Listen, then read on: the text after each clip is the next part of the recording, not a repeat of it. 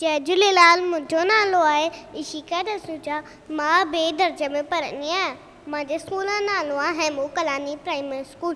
मां तव्हांखे हिकु बेट ॿुधाईंदसि।